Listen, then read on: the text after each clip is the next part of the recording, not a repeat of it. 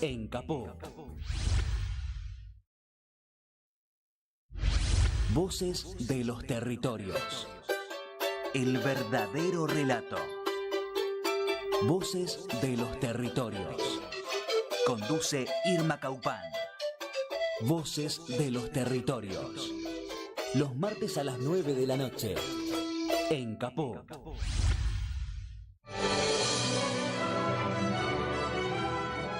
Soy Osvaldo Bayer.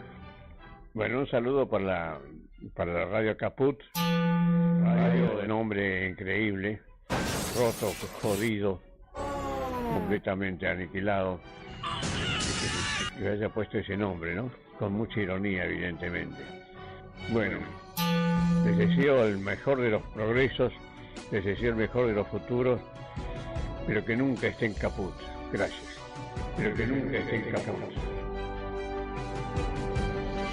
Radiocaput.com.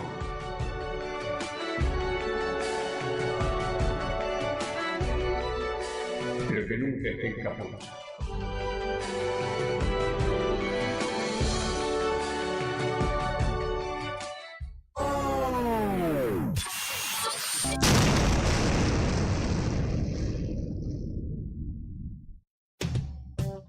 Radiocaput.com. Estás conectado. Estás en Caput. Pulso Federal. El latido de un país en transformación. Pulso Federal. Porque para conocer el verdadero pulso argentino hay que escuchar todas las voces. Pulso Federal. Todos los martes a las 13 escucha Pulso Federal por Radio Caput.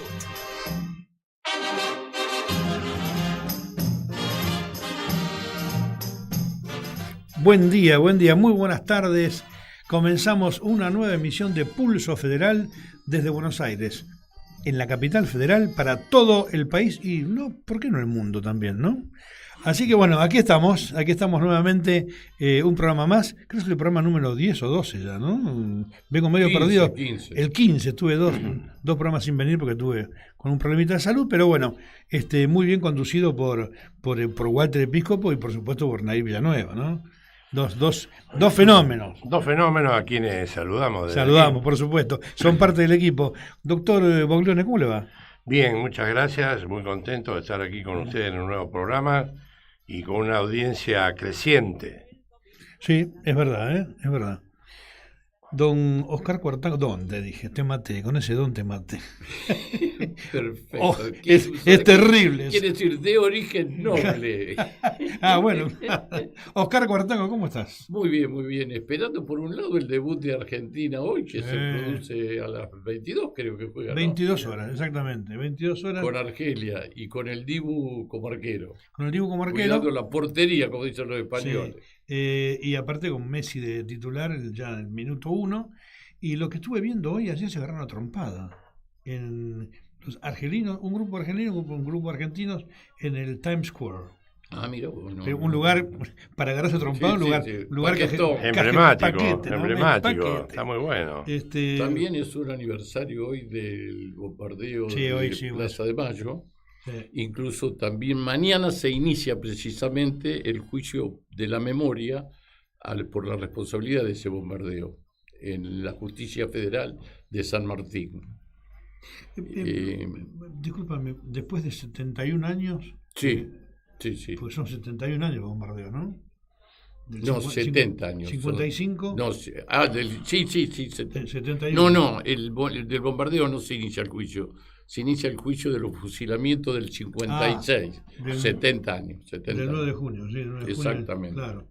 Y también tuvimos otra fecha el 9 de junio. El aniversario de Güemes, de ayer. Por supuesto, los infernales. El fallecimiento de Tati Almeida. Y el 12 de junio del año 1974 daba Perón su último discurso en Plaza de Mayo. Sí. Cuando dijo, yo llevo en mis oídos la más maravillosa música que para mí es la palabra del pueblo argentino.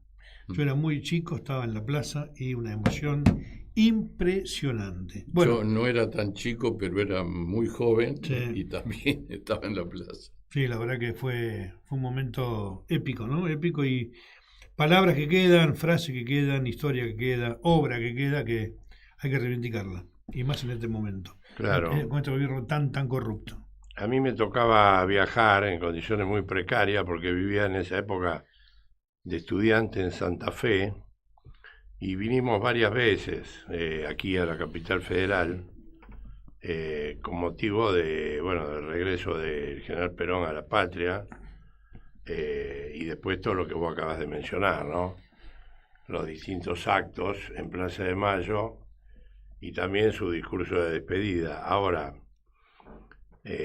no quiero dejar pasar la oportunidad para mencionar la morosidad de la justicia y la morosidad de la política también, en tanto y en cuanto la cifra que vos acabás de dar con relación al inicio de los juicios de los asesinatos en los basurales de José Lon Suárez representa una vergüenza. Representa una vergüenza para el país, para la sociedad, para la política. No puede ser que las cosas en la justicia demoren lo que demoran. No puede ser. Una locura. No, es una inentendible para cualquier persona que no sea argentino, digamos, ¿no? Es una vergüenza. Bueno, hay también un decreto del presidente Milei, dice que simplificando el nombramiento de los jueces de la Corte Suprema de Justicia de la Nación. Yo creo que es no simplificando, sino acomodando a su conveniencia el nombramiento de los jueces de la Corte Suprema de la Nación, porque ya no se va a hacer público, no se va a opinar, no van a opinar los organismos de la sociedad, por ejemplo, colegios de abogados, facultades de derecho, y tampoco va a ser posible la oposición de los sectores interesados de la sociedad, con lo cual se va a designar, el objetivo es designar a espaldas de la sociedad. ¿Con el dedo? Y más o menos. Más o menos con el dedo. Con el dedo y el acuerdo del Senado. Bueno, yo digo, el tema de la Corte Suprema, ayer lo estuvimos charlando un poco así, muy por encima, ¿no? Pero digo, ahora hay 3 miembros nada más. ¿Cuánto es la cantidad de miembros? ¿7 tiene que ser? 5 ahora. 5. Yo recuerdo cuando se nombró en su momento algunos jueces, lleva todo un proceso, ¿no? Un proceso de que, bueno, lo propone creo que el Departamento Ejecutivo Nacional, pasa por el Senado, pasa por distintos filtros, digamos, como vos decías, Cacho, el Colegio de Abogados, o bueno, Universidad de Facultad de Derecho, y alguien más. Eso genera que quien vaya a la Corte Suprema sea un hombre probo, ¿no? No sé, formado. Bueno, ese resultado no lo garantiza nadie. Bueno. Pero por lo menos se busca eso. Claro, se busca lo mejor para yo la justicia. Creo que lo que habría que hacer es una reforma estructural de la justicia, sin ninguna duda. Por lo menos de la federal, que es la competencia nacional, ¿no? Sí, la verdad ya lo hablamos. Sería un tema para charlarlo más profundo un día, ¿no? El tema ese. Es cierto, ¿verdad? Podríamos invitar a algún especialista en el tema. Porque hay un montón de cosas que se hacen en contra o no se respeta la Constitución. Por ejemplo. Bueno, este gobierno no respeta la Constitución, el presidente del Ejecutivo no respeta la Constitución prácticamente en nada, porque inclusive habla en contra de principios que son constitucionales, por ejemplo, de la justicia social. Claro. Yo no digo que no esté facultado para hablar en contra de la justicia social el presidente, pero para que lo lleve a cabo es necesario reformar la Constitución. Sí, bueno, con esta ley laboral, también, que dicen de modernización laboral, que se votó con muchos radicales que apoyaron, fueron en contra del 14 bis, que lo propuso un radical, Crisólogo Larralde, el que lo posibilitó. No era convencional constituyente, claro, pero lo posibilitó. Un radical, los radicales votaron en contra de eso. Entonces digo, qué mezclado que está todo, ¿no? Bueno, qué mezclado que está todo. Vayamos a lo de nuestro invitado, Daniel. Vamos, sí, bueno, pero lo noto al invitado. Tenemos para hablar. Lo noto al invitado que le está gustando el tema también. Sí, claro. Bueno, Cacho, presentarlo vos que lo conocés perfectamente. Bueno, Antonio Maltana, además de amigo, compañero y y contribuyó a la gestión nuestra y es especialista en transportes, en particular en ferrocarriles, es ingeniero industrial especializado en temas ferroviarios. Fue presidente de Ferrobaires, que era el ferrocarril de la provincia de Buenos Aires, que ahora está prácticamente desmantelado. Y bueno, nos va a hablar del transporte de cargas en general y del ferroviario en particular, algunas consideraciones, ¿verdad, Antonio? Sí. Bueno, esto es lo que me pidieron. Si quieren hablar de más amplio, lo podemos hacer también. No sé cuánto tiempo tenemos. Está libre. Sí, no, digamos, bueno, ahí tenemos otros invitados, pero... Bueno. 15, 20 minutos. Sí, por lo menos, 15, 20 minutos. Bueno. Lo bueno es clarificar bien el tema para que la gente tenga claros los conceptos. Y yo te digo, Antonio, yo soy un enamorado de los trenes. Amo los trenes. Desde chico. Leo mucho sobre eso, recorro algunos lugares y bueno, y el desarrollo del tren en todo el territorio nacional, creo que había más de 44.000 kilómetros de vías en un momento, hizo que la nación fuera lo que es hoy, ¿no? Está bien que cuando nacieron los trenes, los franceses y los ingleses iban todos para los puertos, se llevaban toda la materia prima, pero bueno, hubo un desarrollo de pueblos, creció el país como creció, y hoy ves un montón de pueblos, lugares que fueron luminosos en un tiempo, desde el punto de vista laboral, digo, ¿no? De producción, y hoy están abandonados. Para hacer un poquito de contexto, sí.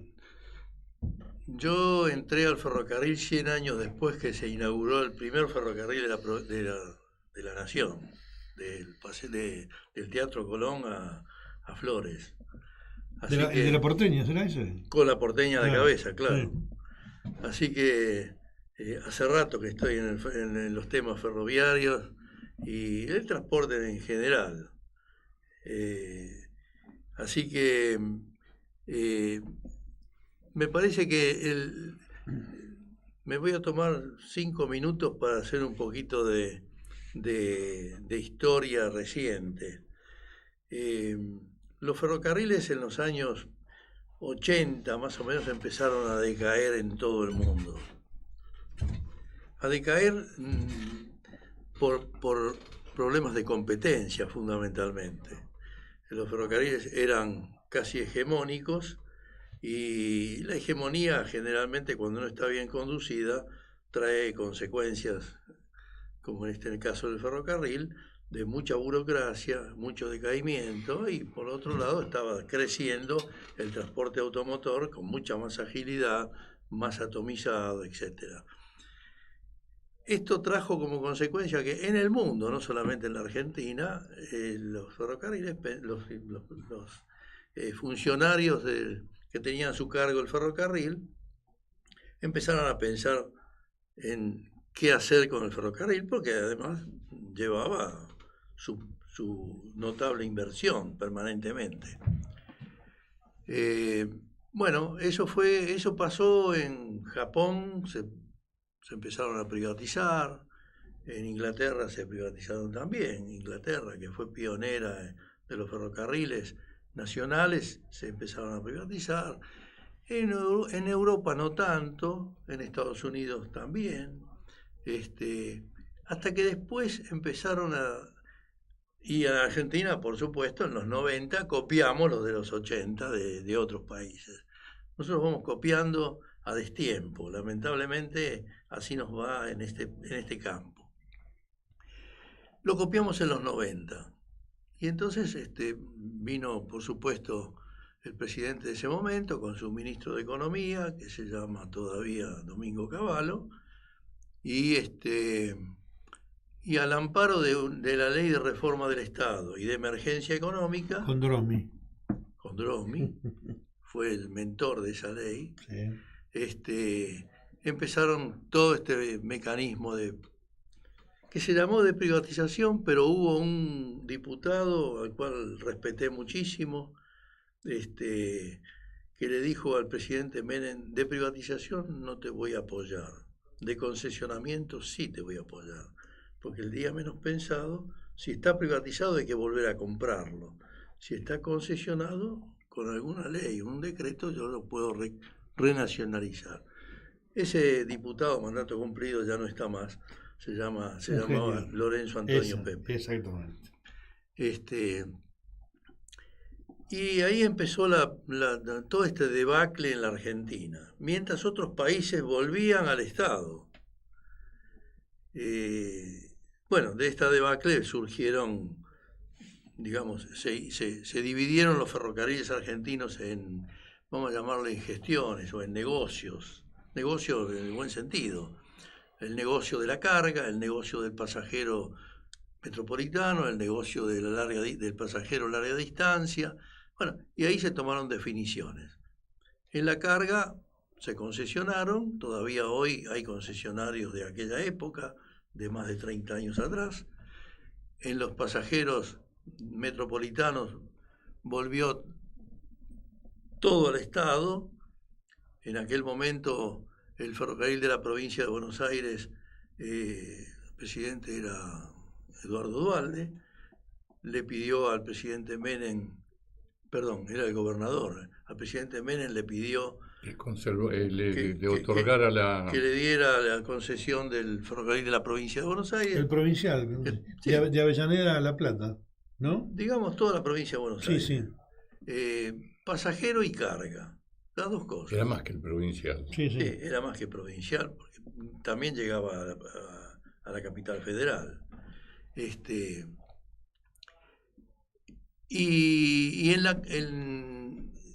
diciendo, en la carga, entonces se licitaron y todavía hoy hay concesionarios de carga. Por ejemplo, NSA, Nuevo Central Argentino, FEPSA, que lo maneja prácticamente el grupo Techín, Ferrosur Roca, que originalmente era manejado por el grupo Fortabat, y el Belgrano Carga, que hoy se llama Belgrano Carga y Logística, que originalmente el Belgrano en general era la trocha angosta, la trocha de 1000 milímetros. Hoy el Belgrano Carga y Logística son 3 ex ferrocarriles. El Belgrano, propiamente dicho, que acabo de decir, el San Martín, trocha ancha, 1676 milímetros, y el de trocha media, Urquiza, de 1435 milímetros. Todo eso forma hoy el Belgrano Carga y Logística. Los otros están concesionarios y siguen viaje después de algunas renegociaciones, porque los 30 años ya pasaron y ya estamos en los 30 casi en los 40, y entonces se fueron armando renegociaciones permanentes y siguen en manos de esos concesionarios. El ferrocarril de la provincia de Buenos Aires en el año 2016, o sea, 4 años antes de finalizar la concesión, la ex gobernadora Vidal lo hizo toda la gestión, lo transfirió a la Nación. Yo ya no estaba en ese momento, me dejaron suelto, mejor dicho, me echaron por cambio de gobernador. Era lógico que sucediera, era razonable que pudiera suceder, y entonces ahí tomó la posta otro presidente que su objetivo era sacarse de encima ese problema que era el ferrocarril. Para ellos era un problema, el ferrocarril de la provincia de Buenos Aires. Mientras nosotros lo tuvimos, con Cuartango como ministro de Trabajo, que me apoyó muchísimo en su área, y también con el gobernador, porque el gobernador me apoyó muchísimo también en la gestión. Cuando me convocan, después de un accidente en San Miguel con 4 muertos, me convocan como interventor. Yo puse algunas condiciones previas. Yo estaba yéndome de vacaciones, fue en febrero, y las condiciones fueron apoyo político, obvio, que pudiera llevar un equipo mío, o sea, de mi conocimiento, y no me acuerdo qué otra condición me dijeron. Por supuesto, ya sabíamos que te ibas a pedir esto, y así me desarrollé en Ferrobaires.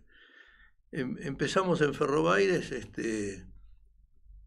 con el transporte de cargas, que no existía hasta ese momento, y nos fuimos manejando con caja humilde, pero orientados en el transporte de pasajeros a darle vida a los pueblos que habían dejado de existir con el ferrocarril. Pero había una línea muy importante que era muy concurrida, que llegaba a Tandil, ¿no? Y se extendió a Tandil, llegó el tren. Eso tiene una pequeña historia. Fui a un cumpleaños de 70 de uno de los ingenieros nuestros, que es de Tandil, todavía vive, y le digo, che, vamos a ver la estación, quiero ampliar. Fuimos a ver la estación, que por supuesto estaba casi abandonada, pasaba el tren de carga de Ferrosur Roca, nada más, pero pasajero no, hacía 15 años que no iba el tren. Entonces, bueno, nos pusimos en marcha para volver el tren a Tandil.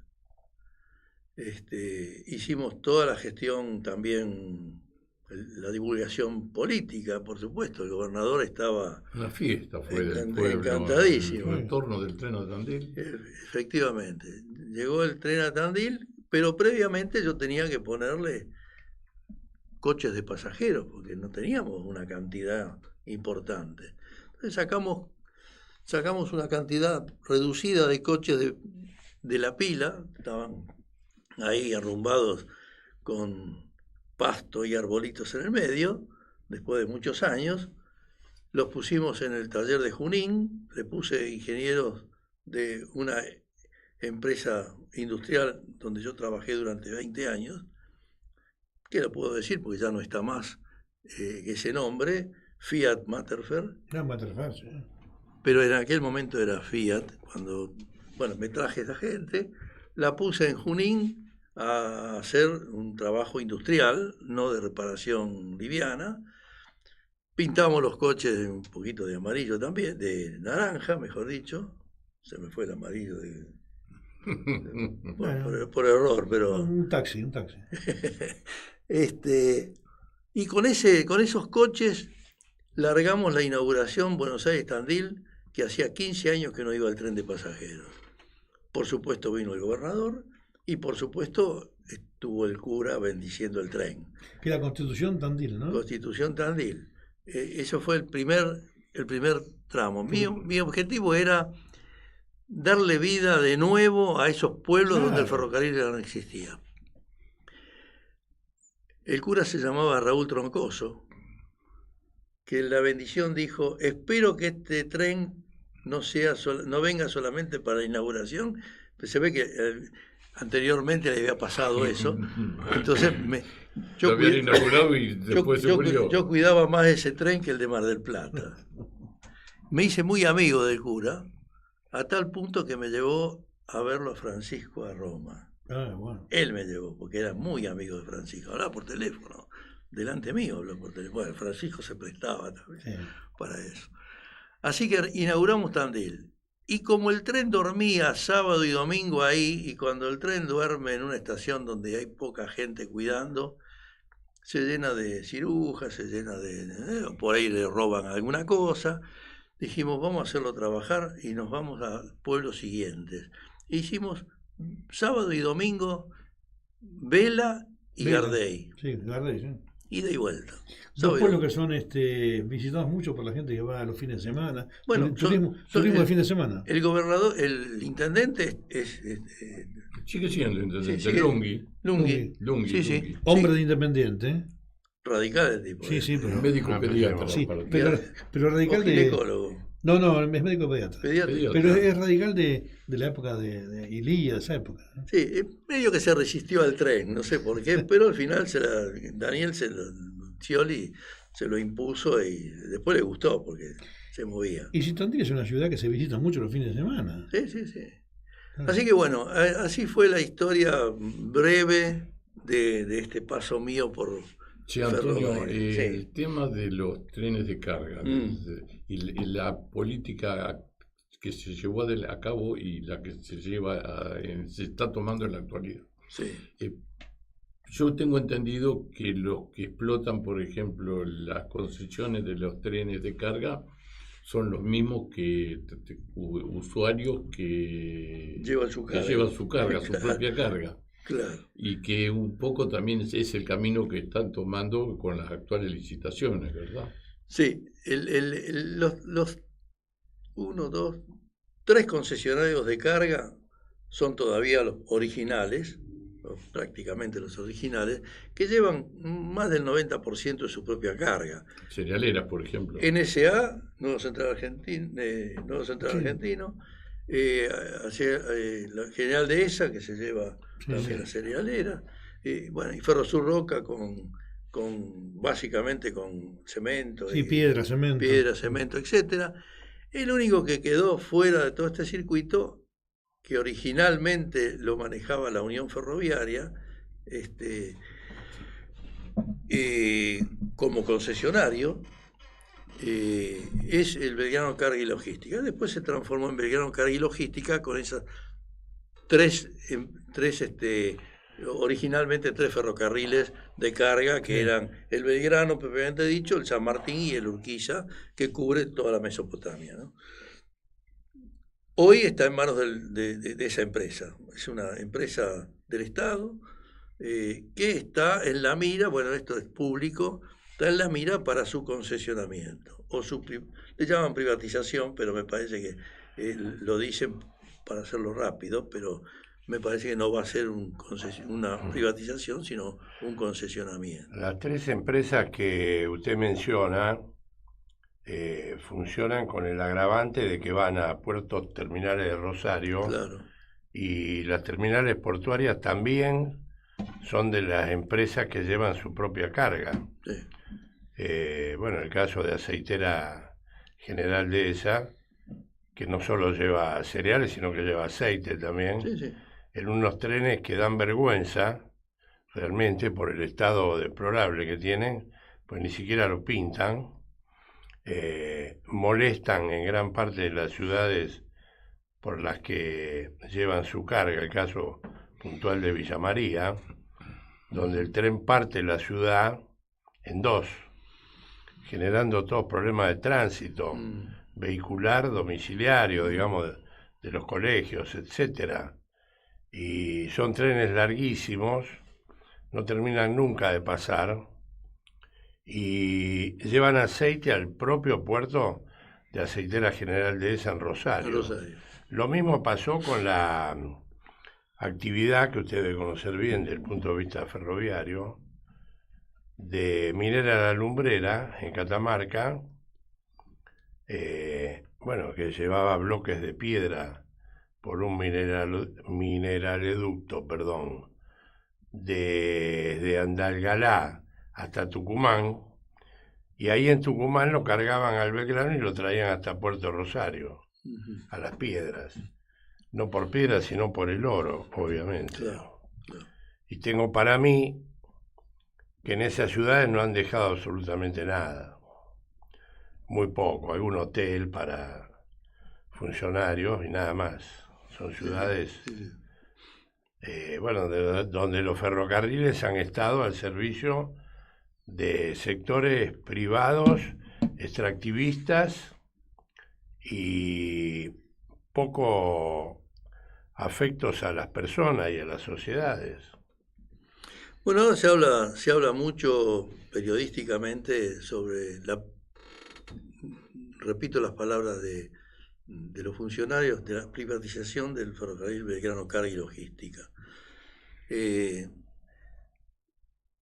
Este ferrocarril o esta sociedad está administrada por el Estado, son funcionarios del Estado. Por dicho del mismo ministro de Reforma, Schwarzenegger, el ferrocarril Belgrano en algunos momentos... ¿Ministro de Reforma? Reforma del Estado. Yo digo, de destrucción, digo. O destrucción, sí. Bueno. Es verdad. Hay momentos que dice que el Belgrano Carga y Logística, como está hoy, está dando beneficios, Y hay momentos donde dice que hay que privatizarlo rápidamente. Bueno, no sé si está confundido o yo escuché mal en algún momento, pero en los temas ferroviarios trato de poner la audición fina porque la tengo por naturaleza, qué sé yo, ¿no? Y bueno, y a veces me entrevistan así como en este momento y me dicen, bueno, ¿y cuál es el plan, el plan empresario? Si no hay un plan de Estado, no hay plan empresario. ¿Quién va a hacer un plan empresario si no tiene un plan? ¿Qué es lo que va a hacer el Estado? Entonces, hoy en el Belgrano Carga y Logística suenan como posibles interesados los que usted acaba de decir, los cerealeros básicamente, y otro interesado que también suena, y me consta porque los he visto, que es una empresa Ferromex, la empresa ferroviaria mexicana, que es una sociedad del Estado con capital variable, o sea, sociedad anónima, sociedad anónima CB, capital variable, donde la sociedad está manejada, digamos, tiene el manejo una familia que se llama Velasco de apellido.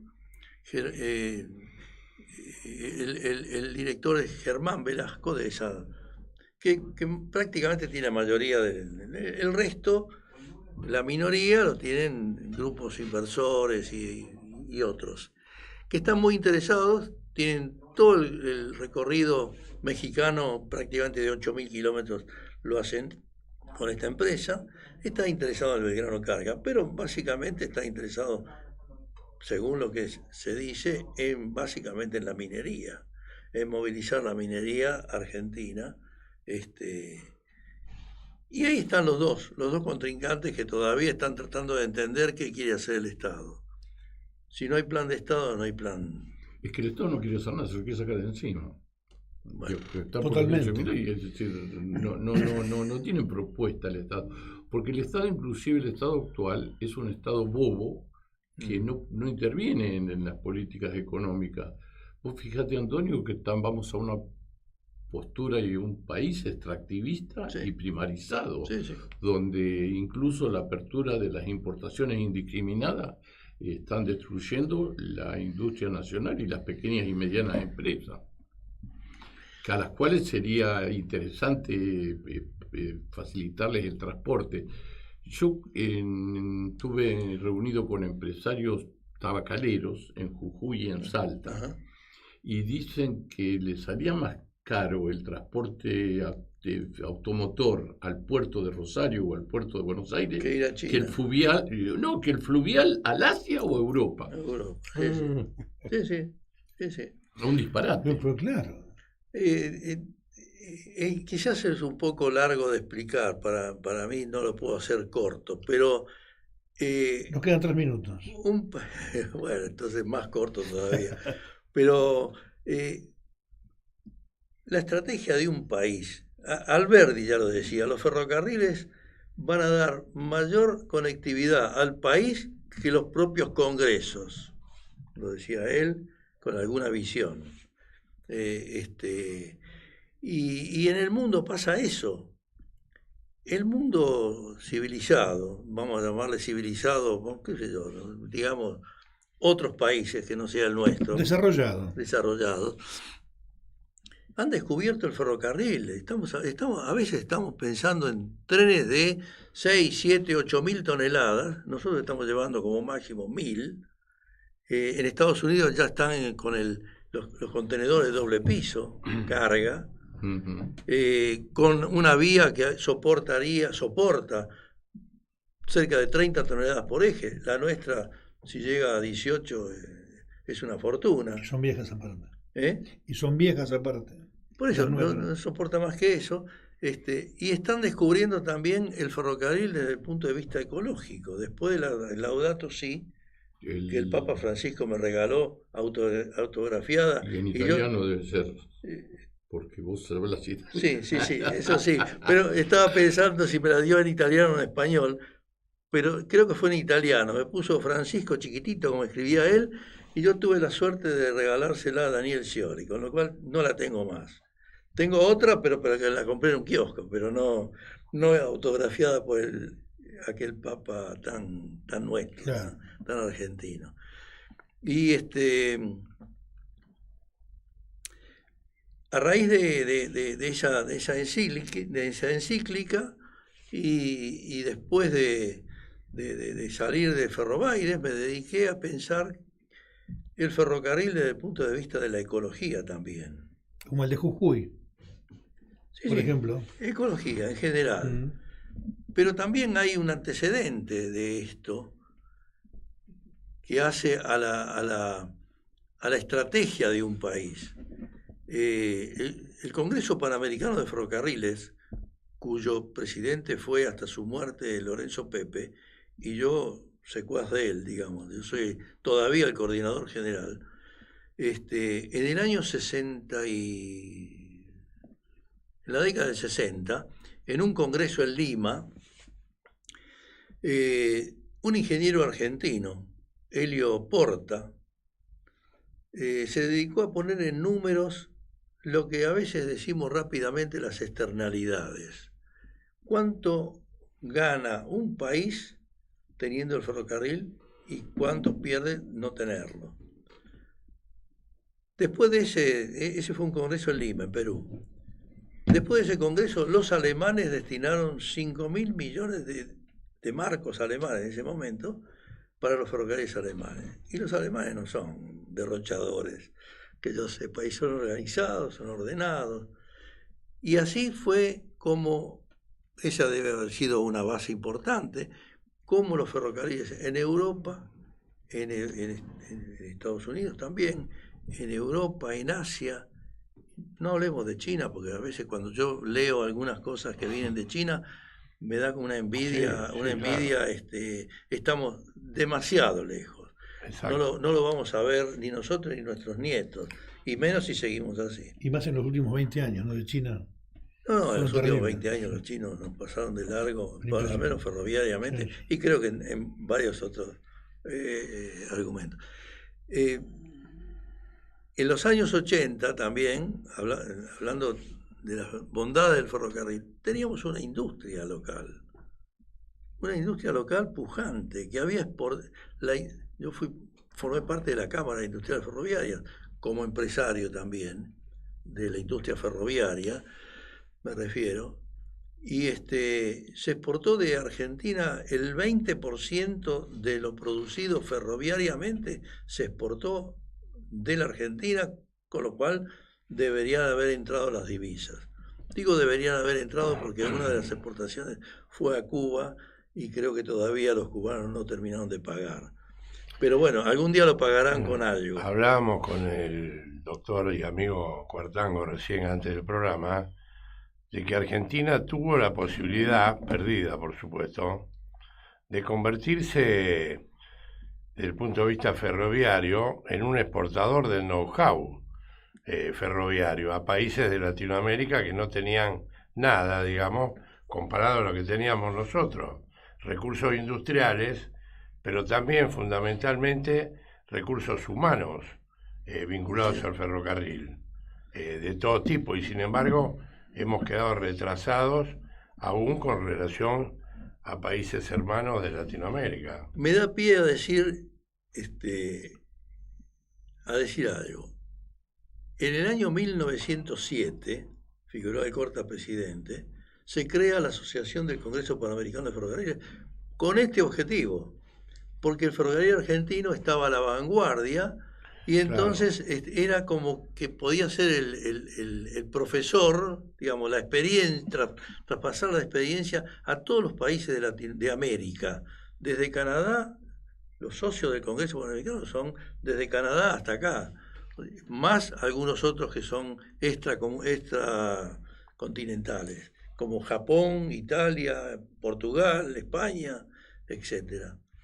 La falta de unificación de trochas, que Europa la ha hecho, y la ha hecho muy bien, porque hoy los ferrocarriles, todos sabemos que en Europa funcionan de un país a otro en la misma trocha. Sí. Bueno, eso también es representativo del atraso nuestro, la división interna que tenemos, en realidad. Sí, yo creo que el tema de las trochas estaba pensada en su momento por las relaciones internacionales. Claro. Urquiza con Uruguay, Bolivia, Argentina con Bolivia en la angosta. Bueno, estaba pensado de esa manera, pero como pasa muchas veces, esos pensamientos de aquellos que miran el país estratégicamente, vienen otros gobiernos y dejan la estrategia por otro lado. Es lo que nos está faltando. Y se ponen a mirar el Excel y entonces... Claro, políticas de Estado de largo plazo en ese sentido, ¿no? Tanto en el ferroviario como en el de transporte. Bueno, Cacho, yo no sé si vos te acordás, sí. Nosotros en el año... Por eso te hago el comentario. Me diste pie.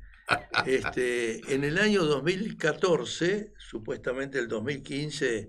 Scioli era candidato a presidente, me pidió armar un programa, un proyecto de largo plazo para el ferrocarril. ¿Y por qué lo presenta ahora? A lo cual le dije, mira, el ferrocarril solo me parece que es como una pata del cuerpo, falta el resto. Y armamos un programa ferrocarriles, puertos, vías navegables y logística. No me metí en el transporte carretero, no me metí porque era más complicado. Pero eso está escrito y salió un programa 2015-2030, 3 quinquenios. Yo a veces me mando la parte y digo, ni Perón tenía 3 planes quinquenales, tenía 2. Claro. Pero eso es porque me mando la parte nada más. Pero realmente... Y los planes ferroviarios o del transporte... Tienen que son planes de largo plazo, no pueden ser de cortísimo plazo porque vamos a tener muchos problemas. Yo le preguntaría a este señor Cavallo, que todavía está vivo, ¿cuánto de aquel $1.000.000 por día que decía que se gastaba en los ferrocarriles nos ahorró a los argentinos en estos 30 años de concesionamiento? ¿Cuánto? Ninguno. Seguro que no lo sabe, pero yo te puedo asegurar que... No solo ninguno, sino que destruyó muchas localidades y muchos pueblos. Y el ferrocarril pasó a manos del Estado, y todavía los que no pasaron, pero nadie habla de los pasivos ocultos. ¿Qué son los pasivos ocultos? Vamos a ponerlo rápido. Yo recibo el ferrocarril con su material rodante y sus vías. Resulta que las vías están fisuradas, pero los trenes pasaban igual. Pero ahora que son del Estado... El problema lo tengo yo y me tengo que cuidar. No nos olvidemos algunos accidentes que no tienen precio. Esos accidentes no tienen precio, claro. Y menos para la familia. Pero una rueda que está en el límite de condenación. El tren circula igual, pero ya hasta que cuando llega al límite de condenación, sacarlo y cambiarlo porque por algo se fijó ese límite, por norma. Una fisura en un bogie. Cuando es privado y a veces pasó de largo. Pero cuando lo toma el Estado se fija muy bien. Suma responsabilidad del Estado. Asume la responsabilidad. Sí, totalmente. Esos son los pasivos ocultos, claro. Que además de no haber ahorrado ese $1.000.000 que decía el periodista Bernardo Neustadt. Además de no haber ahorrado eso, recibe material rodante con pasivos ocultos que después son erogaciones que el Estado tiene que poner porque no lo puso el otro. Bueno, no hemos hablado de otro tipo de transporte porque nos lleva mucho tiempo el ferrocarril, ¿no? Estamos ya sobre la hora, estamos con este próximo invitado. Y una cortita, ayer estuve leyendo que la red Amtrak, o la línea Amtrak, que es una de Estados Unidos, una de las tantas que tiene Estados Unidos, sí, da una pérdida anual que el Congreso repone del fisco a la empresa para que la empresa siga funcionando. Y yo me pregunto por qué.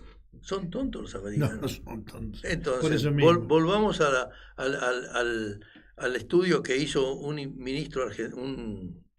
ingeniero argentino, Helio Porta. hay beneficios que no se valoran, no se contabilizan en la contabilidad formal, pero a nivel de Estado son beneficios de otro tipo. Medio ambiente. Hoy estamos desarrollando, hay una licitación en puerta, en buena hora, porque fui un poco el mentor de esto de hace unos años, el durmiente de plástico. La madera está prohibida ya, la tala de árboles. Viene a cuento de la ecología. Sí, sí. Está prohibida la tala de árboles. Un árbol adulto le da 4 durmientes. 4. 1 kilómetro de vía lleva 1.700 durmientes. ¿Cuántos árboles tengo que matar para hacer 1 kilómetro de vía, que no es nada en la Argentina? Por el otro lado tenemos los plásticos que están inundando los océanos de toneladas de plástico, donde el pescado se come el plástico y después nosotros comemos pescado. Sí, es verdad. Es un círculo vicioso ecológicamente hablando. Bueno, saquemos esos plásticos, transformémonos en el reemplazo de la madera. ¿Y soporta igual? Soporta perfectamente, ya están hechos ensayos, lo hemos hecho. Tengo que hablar personalmente, lamentablemente, pero es así, es la verdad. Se sometieron a estudios según las normas en el INTI, tenemos todas las certificaciones y ahora hay una licitación que está en este minuto para la fabricación de eso. Porque estaban los de hormigón también, ¿no? También los de hormigón, sí, sí. Pero es para otro servicio. ¿No?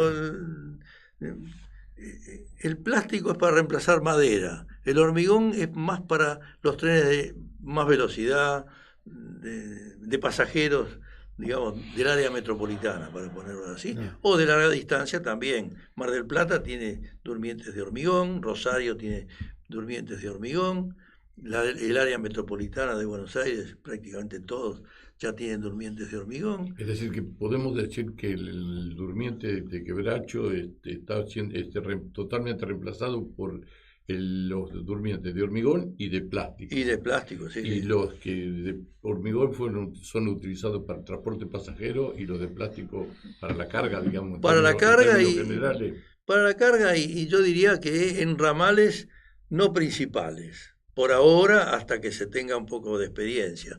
La experiencia del plástico no está en todo el mundo. La tiene Holanda, la tiene Inglaterra, la tiene Estados Unidos, la tiene Japón. Creo yo que hasta China también. Es lógico sería que lo tenga. Son tan silenciosos los chinos que no se sabe. No se sabe. Como decía una ministra, son casi todos iguales. Claro. Bueno, tenés que despedir al invitado, vos que lo presentaste. Un gusto fue, muchas gracias. Por favor. Hay mucho más para hablar. Me gustaría hablar de la industria ferroviaria. Yo tuve medio tiempo de mi vida en la industria también, ¿no? Empresas muy grandes, muy importantes. Bueno, felicitaciones, la verdad. Un gusto escucharlo. Bien, yo vengo también de una familia ferroviaria. ¿Ah, sí? Sí, así que un gusto y un placer. Y los otros días estuvimos con Seferino Namuncura. Sí. Ah, sí. Hombre. Me mandó un libro. Todavía no lo recibí. Hombre del ferrocarril. Sí, sí, del sur. Del llamador, hablaba del llamador, que te despertaba para que pase el tren, para bajar la barrera, no subir la barrera. De Río Negro. Yo para entrar al ferrocarril, yo entré al ferrocarril, para llegar a las 6 menos 10 de la mañana, yo vivía al lado de una estación ferroviaria de Urquiza, y el tren llegaba y pegaba la vuelta, el mismo tren. Entonces el llamador mío era el tren cuando llegaba, sabía que me tenía que levantar. Ingeniero Jacobasi. Ingeniero Jacobasi. Sí. Claro. Esa es la trochita, la trochita de 40 el viaje por la trochita. ¿Sí? Sí. Y hay un tren, la trochita, que está por Esquel, creo, ¿no? Esquel Jacobasi, ese tramo. Claro. Lo que pasa es que antes hacía todo el sur y era un tren que se utilizaba mucho para el traslado de personas y animales. Yo estuve leyendo la historia. Aparte pasa por la estepa mesopotámica. Claro. Mesopotámica, que es una maravilla. Y hoy un tema pendiente que nos quedó el ferrocarril patagónico. Tanto nos quedó. Hay tanto. Si me dan tiempo, lo desarrollo en lo que puedo, pero me tiene que dar tiempo. Cortito. ¿Hasta dónde llega el trazado de vías? A ver, Zapala creo que hubo un punto. El Patagónico en realidad partiría de Bahía Blanca hasta Tierra del Fuego incluido. Ahora se le Viedma. Eso responde a una ley cuyo mentor fue el mismo Lorenzo Pepe, que se promulgó al mes siguiente, cuyo objetivo era desarrollar, primero se encomienda al Estado Nacional que desarrolle un anteproyecto del ferrocarril patagónico, los estudios preliminares. Se presentaron una oferta, la Cana Rail, creo que fue de Canadá, a quien fuera secretario de Puertos, que después falleció, se mató, no me acuerdo, ¿cómo se llamaba? No sé. Secretario de Puertos. ¿Que se tuvo un choque en la ruta? No. No, pues Tetamantí está vive. No, Tetamantí vive. No, yo estoy hablando de la época de Menem. Perdón. Del presidente Menem. ¿Estamos en el aire? Sí. Sí, estamos en el aire, sí. Bueno. Yo digo, usted dijo el presidente, digo perdón. Yo lo digo. No, creo haber dicho Méndez. No, y soy peronista. Bueno. Sí, pero el trazado de la vía hasta actual, ¿a dónde llega? ¿Viedma? ¿Por Neuquén a Zapala? No, Bariloche. Esa parte norte de la Patagonia incluye Bariloche, y ahora están tratando de hacer el trazado a Añelo por el tema de Vaca Muerta. Del puerto de Vaca Muerta, sí. Pero lo que fue el Patagónico, desde Bahía Blanca hasta Tierra del Fuego, incluido Tierra del Fuego, es una ley que duerme todavía. Y en el programa que desarrollamos nosotros, que acabo de mencionar, está mencionado. Está mencionado con un pedido especial de Lorenzo Pepe, que fue quien promulgó ese trabajo, junto con el que tengo al lado, en materia de utilización de la mano de obra y laboral. Así que ese libro lo prologó Lorenzo Pepe y Cacho Cortango. Qué bien que hablaba Lorenzo, ¿eh? ¿Cómo hablaba en el Congreso? Un maestro, la verdad que... Pero bueno... ¿Tenemos que ir a un corte, Daniel? No tenemos que ir a un corte, pero lo último, ahora me quedó una sola. Dale.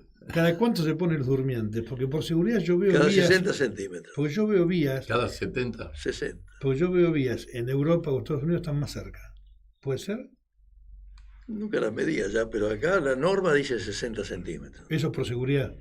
Por seguridad y porque el durmiente mantiene la trocha. Es el que se encarga no solamente de la sustentación, sino también mantiene la trocha. El ancho. Claro, el ancho de vía. Bueno, se va el tren. Bueno. Lo conduce el ingeniero Antonio Faltana. Gracias. Como foguista Cacho Cortango. Foguista Cacho Cortango. Y el guarda, tenemos al guarda, al doctor con todo gusto. Bueno, gracias. A disposición cuando y vamos a seguir la conversa porque es lindo esto, ¿no? Cuando quiera. Esto de trenes es hermoso. Habría que dividirla en capítulos. Exacto, es verdad. Para hacerla más ordenada. Bueno, vale la pena. Digamos que esta puede ser una introducción. Claro, por supuesto. Claro. Una vez por mes tenemos que dar algo de esto. Con mucho... Bueno, vamos al primer corte del programa, y después metemos una musiquita. Una musiquita, metela. Dale. Martín, fenómeno. Bien.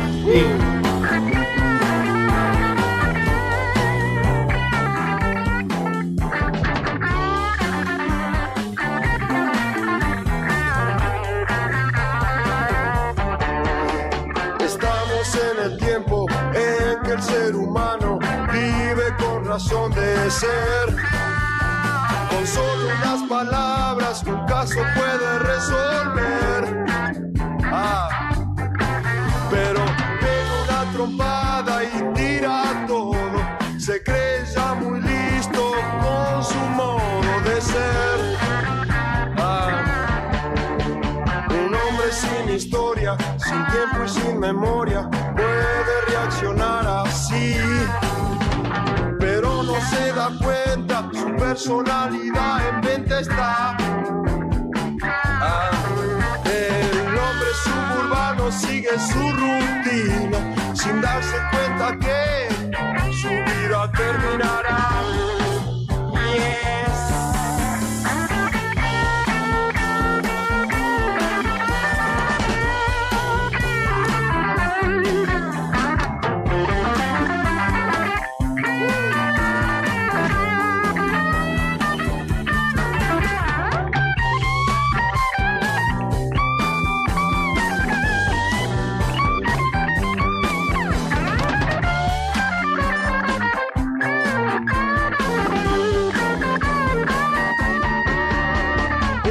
Sin historia, sin tiempo y sin memoria, puede reaccionar así, pero no se da cuenta, su personalidad en venta está.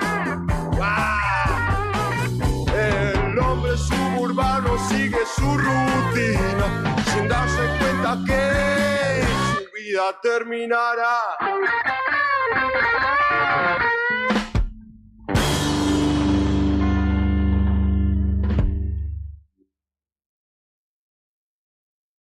Ya regresamos con Pulso Federal por Radio Caput.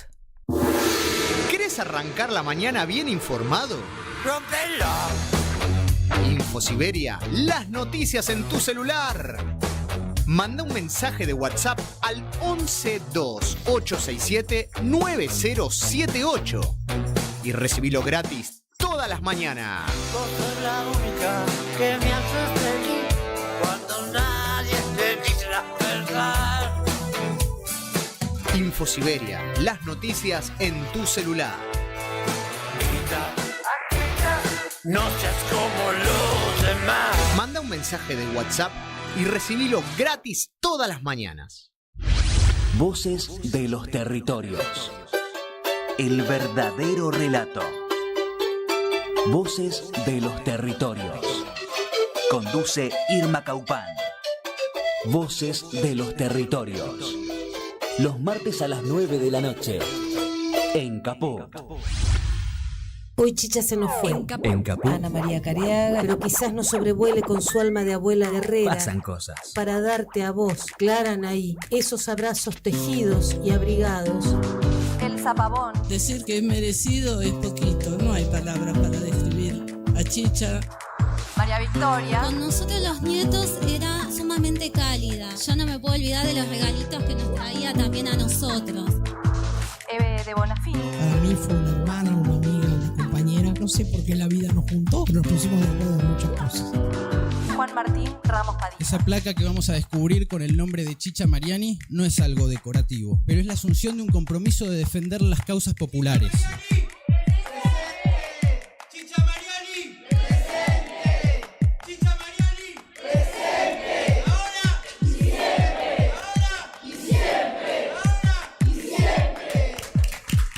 Radio Caput. Hable bajo, pero hable, no se calle. Esas cosas. La hora de Moreno. El programa de Guillermo Moreno. Economía, política y actualidad. A puro peronismo. Los viernes a las 19 en Caput.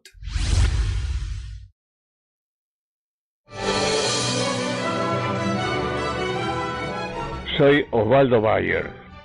Bueno, un saludo para la Radio Caput, radio de nombre increíble, roto, jodido, completamente aniquilado, que haya puesto ese nombre, ¿no? Con mucha ironía, evidentemente. Bueno, les deseo el mejor de los progresos, les deseo el mejor de los futuros, pero que nunca esté en Caput. Gracias. Pero que nunca esté en Caput. Radiocaput.com.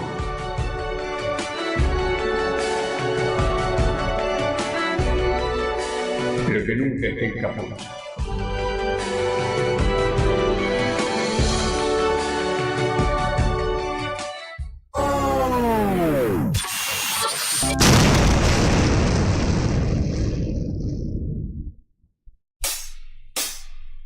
Oh, sí. Si quieres ver un paraíso, solo mira a tu alrededor y velo. Radio Caput. Desde el lugar de las utopías. Continuamos con Pulso Federal por Radio Caput.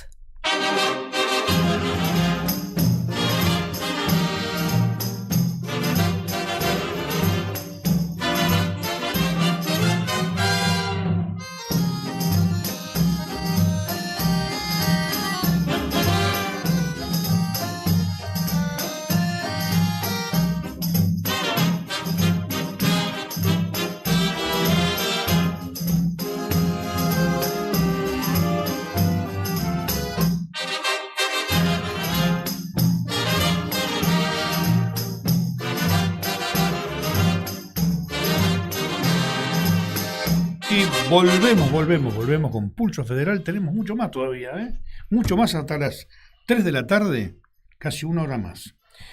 La política, qué apasionante es la política, ¿no? Cuando uno la analiza, cuando uno la vive y cuando uno ve que la política es a favor de la gente, de una comunidad, de un municipio, de una provincia o de un país.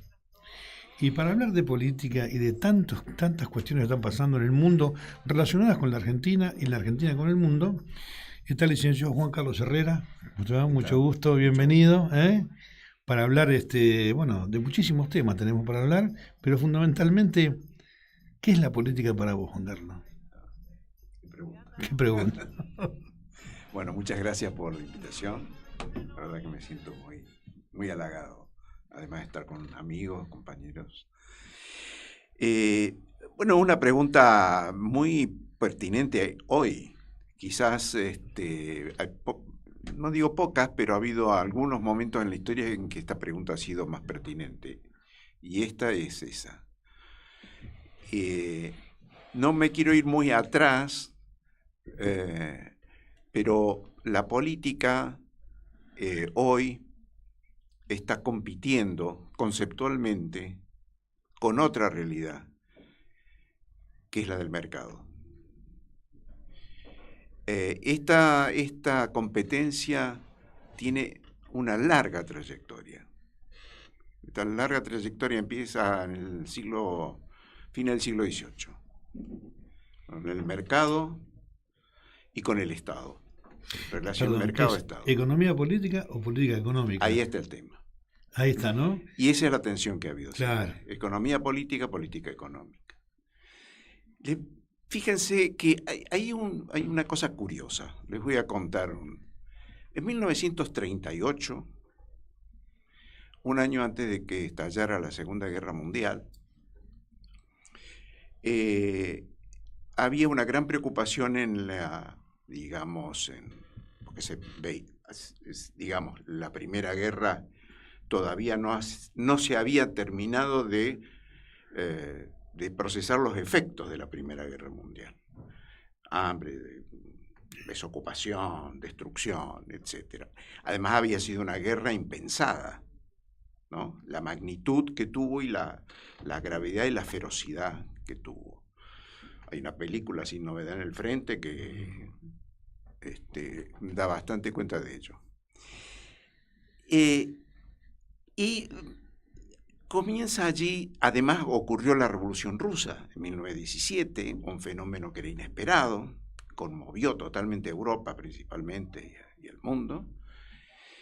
Entonces empezó un proceso de debate en la intelectualidad europea. Y podríamos decir que algunos norteamericanos. Por eso es debate sobre si el liberalismo iba a poder seguir, digamos, siendo la referencia de valores y de principios y de organización del mundo que se venía. Y entonces se hace un coloquio en 1938 en París, que se llamó Coloquio Lippmann. Walter Lippmann fue un muy amigo de Keynes, trabajó mucho con Keynes, era un periodista y economista, que publicó un libro en Estados Unidos sobre algo así como la vida feliz o la sociedad feliz o algo así. Y entonces se hace una reunión de liberales en París, un coloquio, de toda la intelectualidad liberal. Ahí estuvo von Hayek, von Mises, estuvo Galbraith, estuvo Lippmann, estuvieron algunos franceses, todos liberales, de diferente tonalidad. ¿Cuál era la discusión? La discusión era si el liberalismo había fracasado o no, no pudiendo prever o evitar la Primera Guerra Mundial. ¿Y qué iba a pasar en adelante? Con un proletariado ascendente, con un proceso de industrialización que ya había comenzado, ya estaba, el maquinismo, el fordismo, etc. Y ahí se plantea la gran dicotomía Estado-mercado. Entonces, von Mises, por ejemplo, plantea abiertamente, recién estaban hablando de ferrocarril, lo increpa al presidente, a un economista francés, que además era defensor del sistema ferroviario, lo increpa y le dice sobre el tema de los monopolios. Von Mises sostenía que los monopolios no afectaban a la libertad de mercado, si los monopolios eran naturales. Pero los monopolios creados por el Estado sí afectaban a la libertad de mercado y por lo tanto a la economía.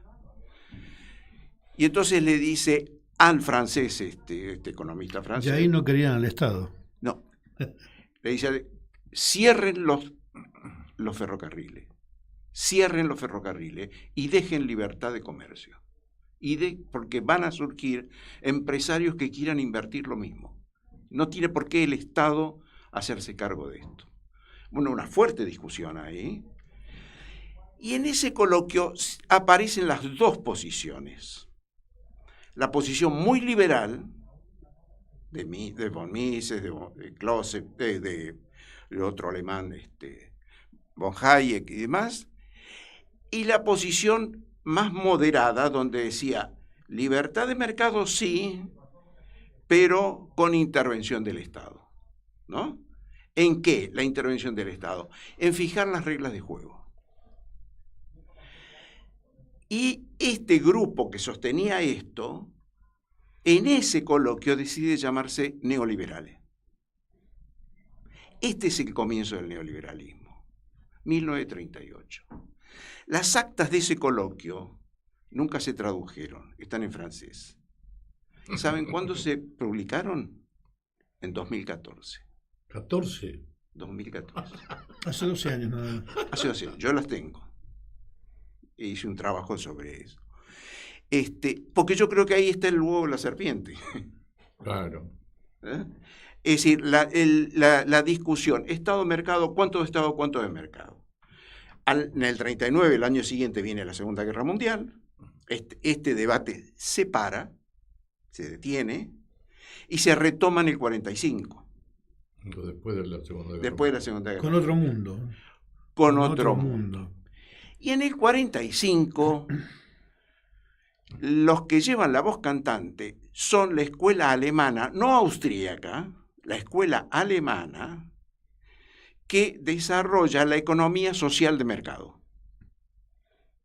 ¿Por qué? Porque había que tener una economía de mercado, pero con una intervención del Estado para que el proletariado alemán y europeo no generara condiciones de una posible revolución como la que había ocurrido en el 17 en Rusia. Exactamente.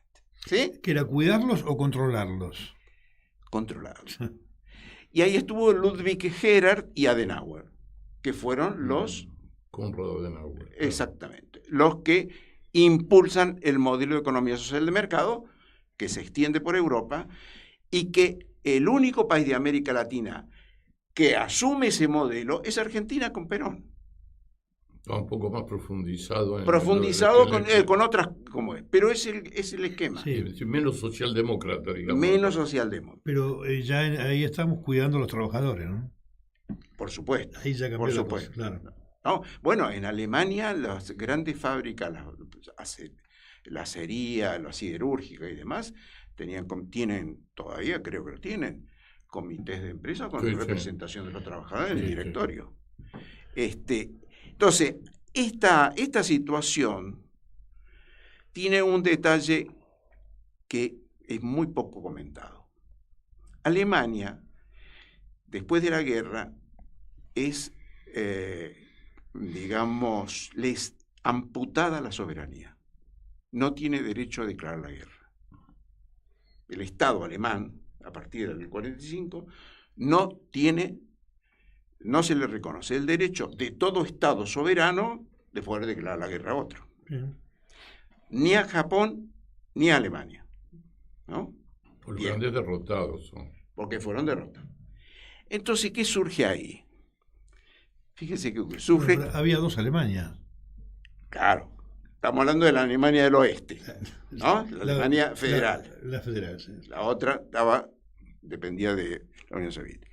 ¿Y qué es lo que aparece ahí? Un concepto que nuestros políticos lo usan sin saber qué están diciendo, que es gobernanza.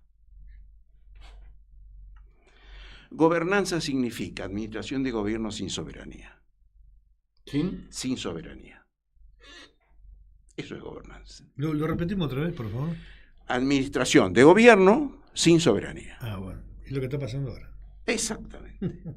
Entonces, ¿qué es? ¿Dónde tiene que estar la habilidad? La habilidad tiene que estar en la administración. ¿Y la administración pública para qué? Para que el mercado funcione con libertad.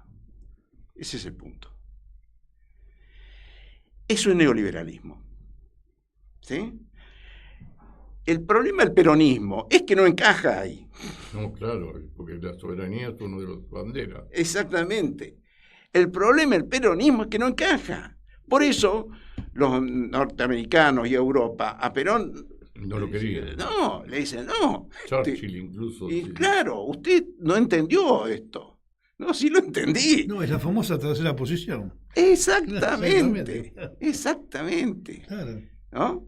Bueno. Qué genio que fue que generó para el mundo una posición distinta a esas dos, ¿no? Que esas dos eran mayoritarias. Qué genio Perón que armó una tercera, claro, mucho más honesta con la gente, ¿no? Claro, absolutamente. ¿No?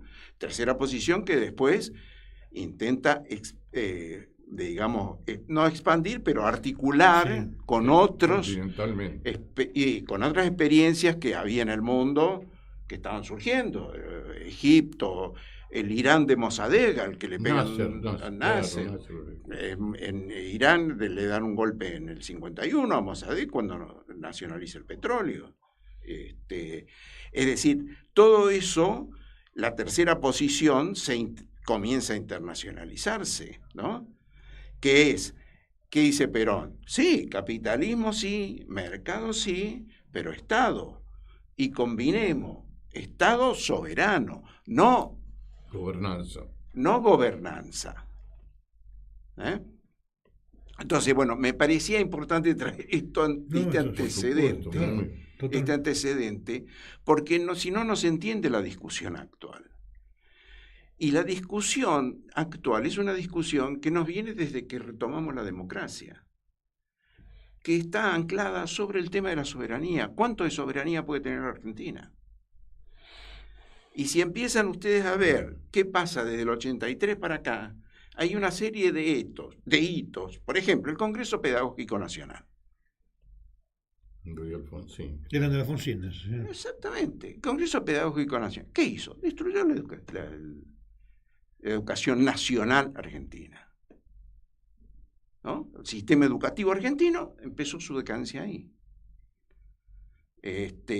Después, el tomar lo político como administración solamente y como técnica de administración, asimilable a las técnicas de administración de lo privado. No es un gerenciamiento lo político. Lo político no es un gerenciamiento. Entonces, obviamente que yo tengo que gerenciar el gobierno. El gobierno es la administración. Sí, gestionar, digamos. Claro. Pero en pro del bien común. En pro del bien común. Y no de la máxima rentabilidad o la eficiencia. Exactamente.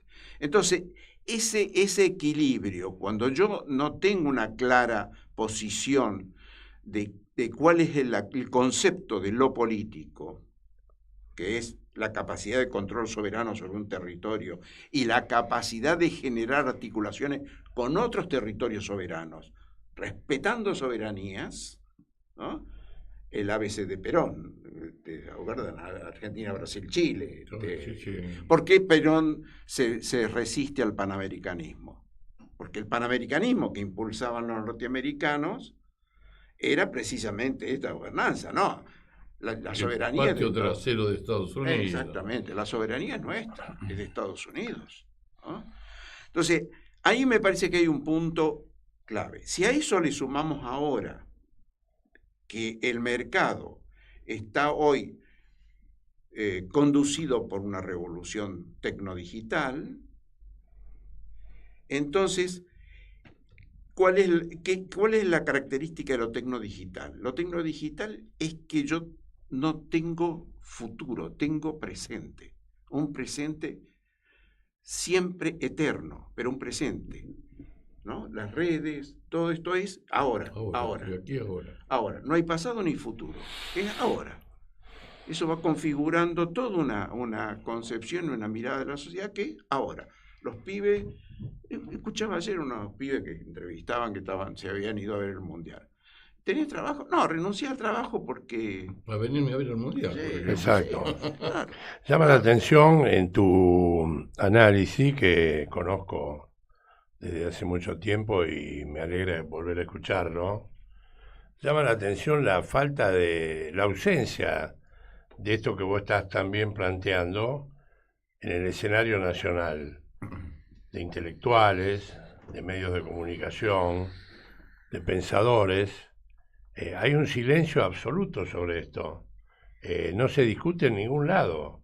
Eso también tiene que ser evaluado, a mi juicio, como un triunfo de quienes no quieren que se hable de esto, como un triunfo de aquellos que se llevan por delante absolutamente todo en nuestra sociedad, desde la Constitución. Hoy hablábamos con Oscar antes del programa con relación a la Constitución. La Constitución prácticamente ha caído en letra muerta, y la soberanía, que vos también describís, o la falta de soberanía, se expresa de mil maneras, con la presencia de tropas norteamericanas en nuestro suelo, paseándose por Mendoza, entrando aquí a la Escuela de Mecánica de la Armada, uniformados norteamericanos adentro de la Escuela de la Armada, en los lugares que han sido emblema de los derechos humanos, en Bahía Blanca, que sabemos que es uno de los puertos verdaderamente importantes de la Argentina y donde Estados Unidos ha tenido una presencia permanente en los últimos 40 o 50 años en la ciudad de Bahía Blanca, a partir del vínculo con la Marina. Todo eso configura un panorama donde no es muy difícil pensar en términos de soberanía. ¿Cómo hacen los jóvenes que están realmente preocupados por otras cuestiones, dedicados a otras cuestiones? Esto que vos decís, la falta de interés en el trabajo firme, en el trabajo consuetudinario. ¿Cómo se hace para incorporar ahí un debate que tenga que ver con esto que vos también estás planteando? El tema de la falta de soberanía en este caso. Los puertos. Quien te precedió en el uso de la palabra hablaba de los puertos. Los puertos están en general en manos privadas, extranjeras, que lo único que hacen es llevar commodities a los puertos, y esos commodities salen al exterior sin ningún beneficio para la sociedad argentina. Más aún te agregaría yo, Juan, con un absoluto descontrol, además. Exactamente. Con un absoluto descontrol, donde están libres de contrabandear o de mentir las cargas. Claro.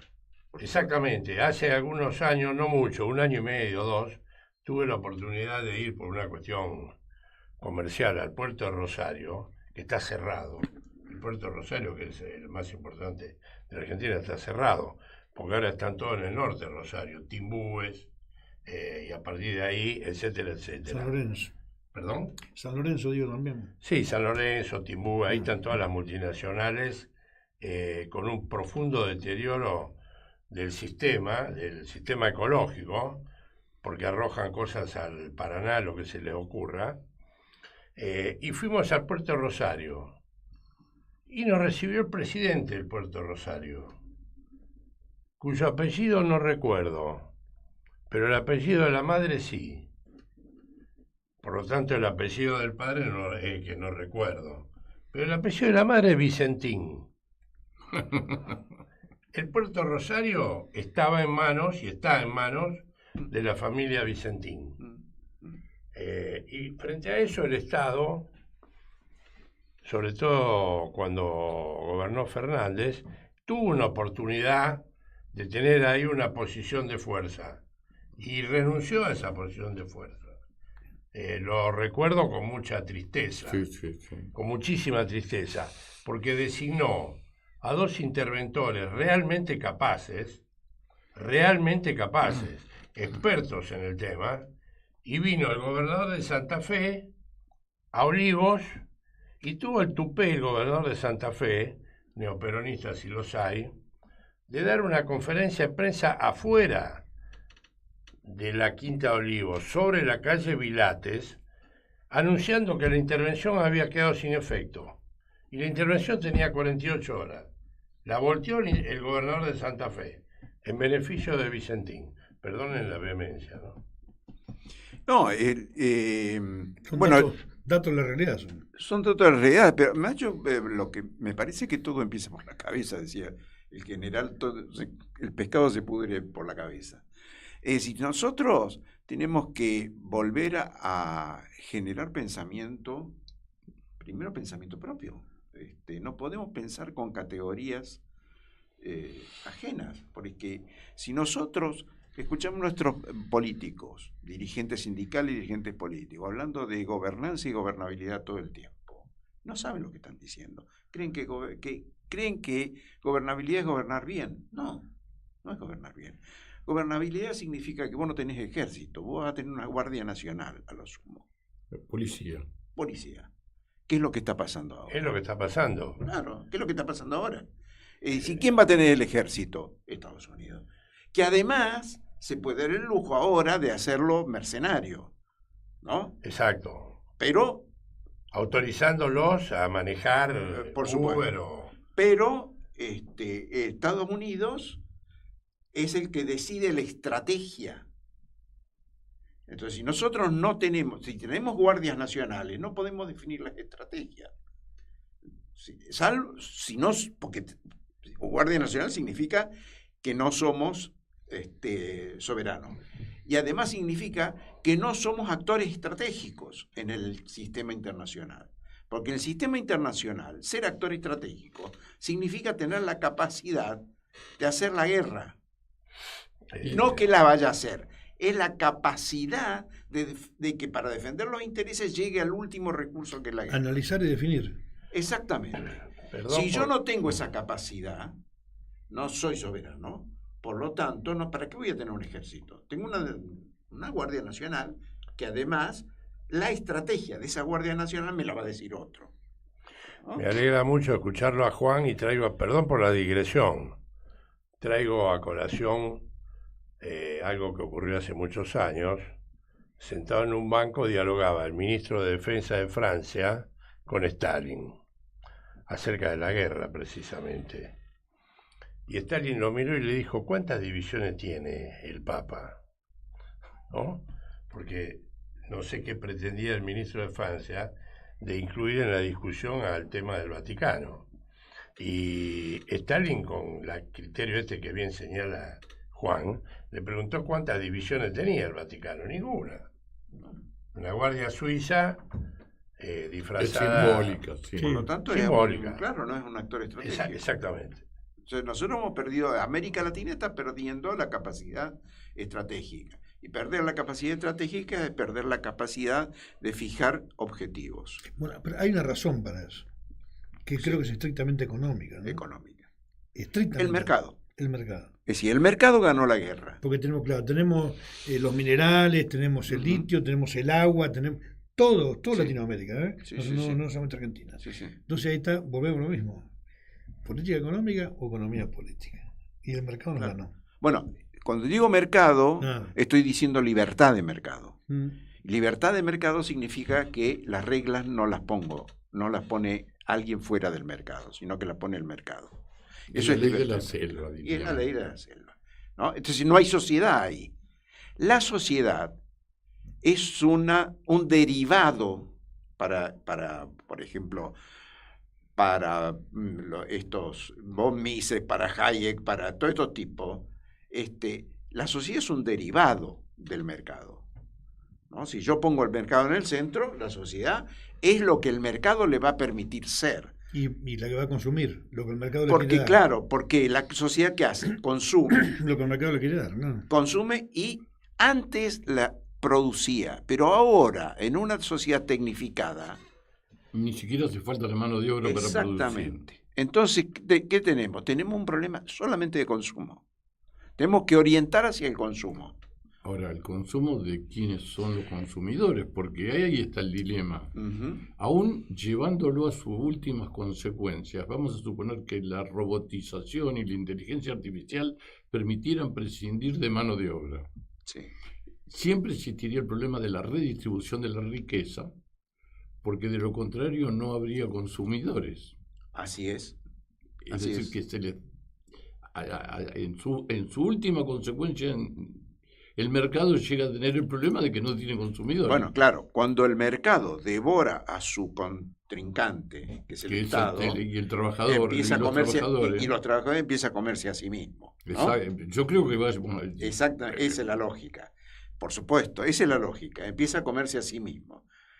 Y lo que está pasando es que tiene que generar necesidades de consumo y un mercado de consumo, pero cada vez tiene menos consumidores. Eso es una dialéctica negativa ahí que es lo que tensiona. Es lo que yo creo que por ahí pasa el meollo de la cuestión. Y además, Cacho, lleva esto a que los ciclos sean cada vez más cortos. Por eso la finanza tiene más hegemonía sobre el sistema, porque el ciclo de generación de ganancias tiene que ser más inmediato, ¿no? Y entonces se retroalimenta la tecnología con la finanza y la producción va quedando,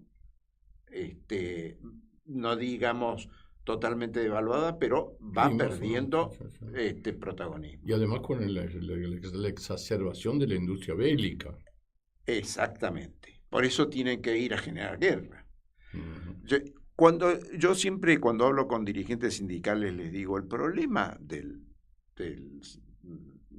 sindicalismo, el problema del capitalismo es que al negar que el trabajo genera riqueza, que el trabajo genera valor, el trabajo se devalúa.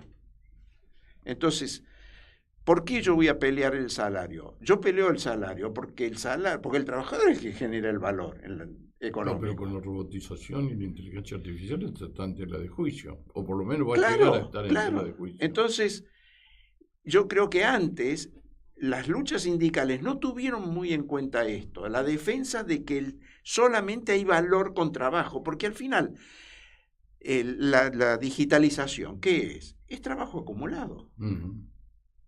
Es trabajo históricamente acumulado. También. Claro, por supuesto, un tipo de liberal me va a decir que no, que eso se hace solo, digamos, la tecnología. No, es trabajo acumulado, es inteligencia, es conocimiento, es habilidad, es un montón de cuestiones que ha ido poniendo a la sociedad trabajadora para hacer posible que hoy tengamos robots. Y la IA. No, pero eso tendría que ser en beneficio de la sociedad en su conjunto y no a costa de la sociedad y en beneficio de unos pocos. Claro. Lo que es lo que está ocurriendo, ¿no? Es lo que está ocurriendo. Pero como además estos capitales que empezaron a meterse en el Estado, porque antes era el capital y el Estado ahí separado, pero después los capitales yo diría que desde el 2000 empezaron a ver, después de la crisis más bien financiera, el 2008. Sí, 2008-2009, ahí es cuando surge definitivamente la hegemonía del capital financiero sobre cualquier otro tipo de capital. Y ahí el capital financiero dice: nosotros no podemos seguir haciendo economía si no tenemos control del Estado. Bien, Juan, ya para terminar, porque tenemos otro invitado. Perdón, pero no. Voy a hacer una pregunta que tal vez estemos una hora para responderla porque es muy larga, ¿no? Sí. Pero yo apelo a tu poder de síntesis. Mañana, el año que viene cambia el gobierno, gana el peronismo. ¿Cómo salimos de esto? Dos cosas. Primero hay que poner la política delante y no la economía. Bien. Yo estoy escuchando compañeros que dicen: sin equilibrio fiscal no hay posibilidad de democracia. Eso es una falacia. Eso es una falacia. Porque esto no es un almacén que tenga que tener el debe equilibrado con el haber. En primer lugar, hay que pensar políticamente, desde la política. Y pensar desde la política es pensar desde el control del territorio y la soberanía y la vinculación con otros estados y con otros actores. Y que sea ágil la cosa, porque tenemos poco tiempo para... 30 años nos llevaron para atrás para reponerlo lo más rápido posible, para que la gente vuelva a ser feliz, ¿no? Y lo otro que hay que hacer es que volver a reformar la Constitución, que va a ser muy difícil, pero no podemos ser un país nosotros con el subsuelo en manos de la provincia. Bueno, ese es un gran error de la reforma del 94. Yo creo que hay dos grandes errores en la reforma del 94. Uno es ese. Sí. Y el otro es la creación de este monstruo que es la ciudad de Buenos Aires como Estado independiente. Porque eso que decís, Cacho, sí, eso significó que históricamente la derecha nunca tuvo territorio. Y ahora se lo tiene. Y se lo dimos con la reforma de la Constitución. Y le dimos el territorio central. Y tres presidentes. Exactamente. Dos jefes de gobierno y después Milei. Claro. Entonces me parece que eso, termino con esto, me parece que eso implica un pensamiento. Y una tercera cosa, es que la política tiene que conducir, lo político tiene que conducir. Estoy diciendo lo político, el Estado y la sociedad. Y eso es planificación. Es decir, tenemos que volver a creer en los planes, no en el que según la espontaneidad del libre mercado, entonces lo que le conviene al inversor, yo hago políticamente o acomodo la administración pública a eso, ¿no? Entonces me parece que esas son las tres cosas. ¿Vos querías decir algo? No, me parece extraordinario lo que acaba de señalar Juan. Yo también soy un detractor de la Constitución del 94, en los 2 puntos o 3 puntos que han señalado, ni hablar en lo que respecta a la prensa, con la introducción de de un instituto que es norteamericano, que es el Instituto de la Real Malicia, y que nos ha puesto a todos de rodillas frente a la prensa, a los periodistas. Se habla poco de eso. No se habla, pero la incorporación de ese instituto ha permitido que la prensa haga lo que quiera, y los periodistas sobre todo. Hay periodistas cordobeses, Juan es cordobés, yo también, que han llegado al extremo de insultarlo al Papa. Insultarlo al Papa con el micrófono. Y no se puede hacer nada frente a eso porque se ampara en la doctrina de la Real Malicia. Bueno, con esto, disculpen la digresión. Juan, muchas gracias por haber compartido el aire y el espacio de Radio Caput, de Pulso Federal, y seguramente volveremos a conversar. Bueno, con mucho gusto. Licenciado Herrera, licenciado en Ciencias Políticas, estuvo aquí en Pulso General. Ya volvemos.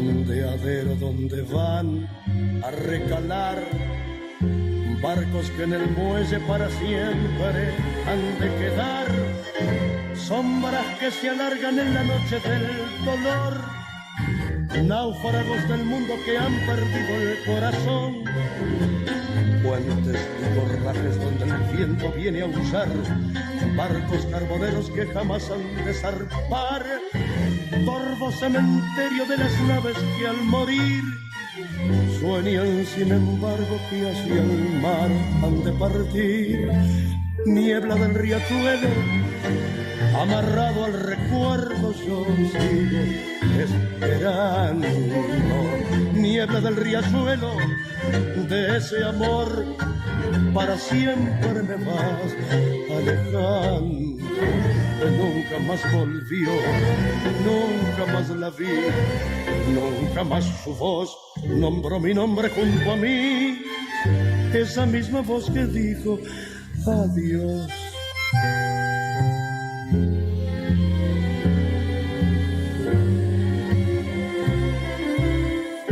Sueña marinero con tu viejo bergantín, bebe tus nostalgias en el sordo cafetín, llueve sobre el puerto mientras canto mi canción, llueve lentamente sobre tu desolación, anclas que ya nunca, nunca más han de elevar, bordas de lanchones sin amarras que soltar, triste caravana sin destino ni ilusión, como un barco preso en la botella del Fijón, niebla del riachuelo amarrado al recuerdo yo sigo esperando, niebla del riachuelo de ese amor para siempre me vas alejando, nunca más volví, nunca más la vi,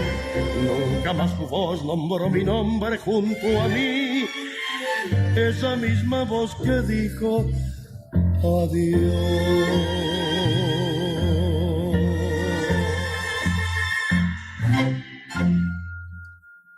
Qué tema, por favor. Qué temón. Espectacular. Sombras del riachuelo. No, sí, aparte una versión muy, muy buena. Bueno, estamos ya con el próximo invitado, ¿no, Martín? Esos dedos magnéticos de Martín, que todo lo logra. Vamos a estar con Juan Falú en pocos minutitos ya. Ya está conectado, Juan. A ver. Los saludo. Hola, acá. Juan Falú, ¿cómo estás? Un abrazo de parte de la mesa de Pulso Federal. Hola. Abrazo para ustedes, mucho gusto. ¿Cómo estás? Yo soy Daniel Ferro, bueno, Cacho Guartango, por supuesto, y Juan Bauleone, ¿no? Y un gusto tenerte aquí en nuestro espacio. Igualmente. Un gran gusto. Recién en la calle, una persona ajena al programa, ¿no? Me dijo, sí que va a estar Juan Falú con ustedes. ¿Qué hace Juan Falú aparte de buena música? Ajá. Y yo le dije, piensa. Me dice, ¿cómo? Sí, Juan Falú piensa. Y piensa en términos nacionales y populares y norteños también y folclóricos. Así que bueno, bienvenido al programa, un gusto de tenerte y de escucharte. Bueno, muchas gracias por atribuirme la cualidad del pensamiento.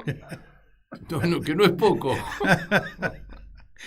No, nada menor. Juan, vos estás en Salta ahora.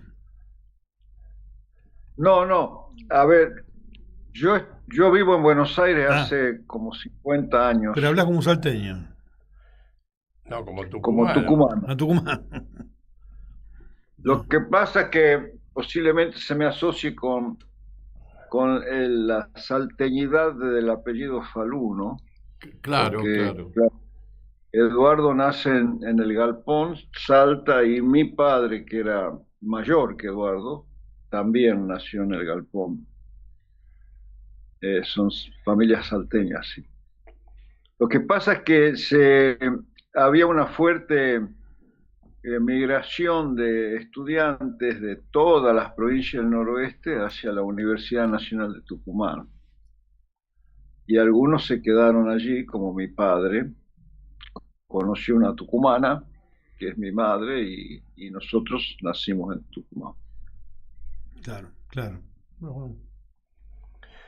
Sí, más allá de la música, a la que en algún momento vamos a referirnos, nos interesaría mucho conocer tu opinión acerca del estado de situación de la patria, del país. Y subrayo el término patria porque te he escuchado mucho, yo te sigo mucho, en algunas respuestas inteligentísimas que has tenido frente a algunas agresiones, no agresiones a Juan Falú, sino agresiones al pueblo. Por ejemplo, lo voy a nombrar, por ejemplo, la de Petinato, cuando se refirió de manera soez a quienes amamos a la patria y al folclore. Pero bueno, tu posición o tu reflexión acerca del pueblo, de la patria, de la situación que estamos viviendo. Me parece que estoy dentro de un pensamiento que se está extendiendo mucho, digamos, y que del lado de la oposición al gobierno, que es un gobierno absolutamente miserable, del lado de la oposición estamos clamando por una unidad, por una conducción, por un programa, sin perder más tiempo, porque si no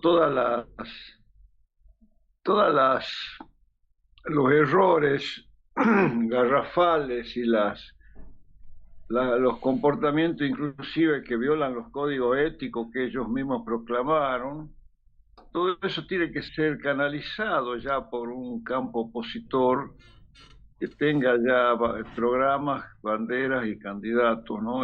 Me parece que me preocupa en este momento más eso que lo que haga un gobierno que ya sabemos que hace desastre, los va a seguir haciendo y los va a seguir padeciendo el pueblo, ¿no? No voy a entrar en lugares comunes diciendo que este es un gobierno vende patria, pero a veces pienso que ni siquiera es vende patria porque pienso que no tiene patria. Esta es la idea, ¿no? Que me parece más cercana, digamos. Pero la terminan vendiendo.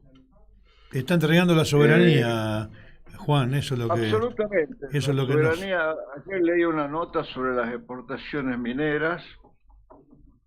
Es una desgracia lo que está ocurriendo a nivel de entrega de recursos, de entregárselos a empresas que no son monitoreadas, que reciben en bandeja la explotación y las eximen de controles. Es una verdadera desgracia que este país pueda rifar no solo sus recursos minerales, sino hasta el agua, el aire, los hielos. Y pienso que la única manera de parar esto es no solo con lo que expresé recién, digamos, programa, conducción y candidatura definida, sino me parece que hay que devolverle al pueblo trabajador un protagonismo en ese frente, porque yo solo creo en el pueblo trabajador para levantar banderas, para reivindicar derechos y para defender las conquistas. No creo mucho en el campo progresista de nuestro país. Estoy más bien desencantado de eso. Y tampoco creo en el federalismo declamativo, que tanto se ha pregonado y que pocas veces se ha reflejado en medidas reales, ¿no? Hechos concretos, como fortalecer economías regionales, por ejemplo, o como considerar las culturas regionales y provincianas a la misma altura de lo que promueve el centralismo cultural argentino, que son problemas muy serios y que me parece que hay que debatirlos dentro de nuestro campo, ¿no? O sea, no alcanza con cuestionar a este gobierno que es de una miserabilidad que nos sigue sorprendiendo. Creo que no alcanza con eso. Me parece que hay que generar un fuerte debate en torno a cuáles tienen que ser cuál es la forma de hacer política en democracia, porque creo que se lo ha descuidado al pueblo en su protagonismo. Se lo ha descuidado mucho y se han descuidado mucho las culturas y las economías regionales. Así que hay mucho por hacer, muchísimo. Personalmente acompaño el posicionamiento de Axel Kicillof. Me parece que no hay otra figura que pueda empardar, digamos, lo que él ha conquistado a nivel de imagen, a nivel de gestión, en el sentido político y ético también. Pero me preocupa mucho que una cierta parálisis, digamos, dentro del peronismo, que creo que tiene que ver con cuál es el posicionamiento de Cristina, ¿no? Sí, bueno, eso es un tema muy importante. ¿Sabés qué pasa, Juan? Yo digo, estamos hablando recién con el licenciado Herrera, un hombre muy claro, licenciado en Ciencias Políticas, y le preguntaba, yo le digo, ¿cómo salimos de todo esto? Este retroceso que tuvimos en estos, van a ser 4 años el próximo año, ¿cómo salimos de estos 30 años para atrás que nos llevaron? ¿Y cómo salimos si seguimos teniendo división? Si no forjamos la unidad de una vez por todas, donde realmente creo que el peronismo hoy es la única posibilidad para salir adelante después de todo esto que está pasando, y lo que pasó entre el 2015 y el 2019 también. ¿Cómo logramos forjar esa unidad para poder salir en el menor tiempo posible, que la gente vuelva a ser feliz, ¿no? Que el pueblo vuelva a ser feliz. Sí, me parece que hay que ser realista en el sentido de asumir que ya el peronismo solo no es la garantía de los triunfos y de la unidad popular, ¿no? Del pueblo. Yo creo que no lo es. Hay un peronismo muy fragmentado, muy atrincherado en municipios y provincias. De hecho, lo que está pasando es completamente a contramano de lo que hubiese hecho el peronismo como un movimiento unido, ¿no? Que es tener gobernadores que voten la ley de glaciares, que pongan los votos a todos los proyectos de ley de un gobierno antipatria, ¿no? Y evidentemente esos peronismos están representados en provincias que se han convertido en un territorio dominado por sus dirigencias y que no responden a una unidad nacional. Entonces, estamos jodidos en síntesis, pero la forma para mí de superarlo es... No, digo que en síntesis iríamos camino a una federación de partidos provinciales. Bueno, o a la conquista, ¿no? A la conquista de las banderas de unidad que tienen que levantarse, ¿no? Y que yo creo que sí puede ocurrir. A mí me parece que la bandera de la soberanía, por ejemplo, tiene que ser un término de unidad nacional, ¿no? Pero tiene que estar levantada claramente, ¿no? No se puede hablar de soberanía tímidamente mientras un gobernador quiere votar la ley de glaciares. Estamos locos con eso. Entonces, creo que hay que ser más incisivo, por eso les decía que para mí hay que tener un programa claro. Yo creo que por ahí pasa la cuestión, tenemos que ser propositivos. Exactamente, pero claramente propositivo. Y yo veo que tenemos una conductora, no tengo que aclarar sus méritos porque no es necesario, ya sabemos cuál ha sido el rol histórico y las conquistas del kirchnerismo y de Cristina. Pero tenemos una conductora prácticamente maniatada y condicionada por su situación de una injusta condena, ¿sí? una ausencia de libertad también injusta, pero al mismo tiempo una conductora muy condicionada por su situación judicial. Entonces, la palabra clara no sale del todo clara porque está siempre como en una situación de condicionamiento, A ver, ¿cuál es el movimiento propicio según la situación judicial o cuál es el movimiento propicio según las confecciones de listas ante cada perspectiva electoral? ¿Qué papel va a jugar el hijo? Yo honestamente llegué a un límite con eso. Yo soy peronista, tengo 77 años, soy de la generación de Néstor y Cristina, he militado, creo que el movimiento un poco más radical es que donde militaron ellos, conozco la historia, me saco el sombrero a todo lo que hicieron, pero no pueden estar en este momento midiendo tanto los tiempos y las posibles listas cuando urge esto que estamos diciendo, una unidad nacional, un programa nacional y candidatos claros. Entonces, la verdad que es un tema, ¿no? Bien, Juan, pero yo creo que hay que... Te agradecemos... Estas reflexiones tuyas que valoramos totalmente son las reflexiones por las cuales te hemos convocado como un pensador. Pero los últimos minutos te quiero felicitar porque sé que pasaste por De Anfunes y yo tengo para mí que en De Anfunes empieza el norte.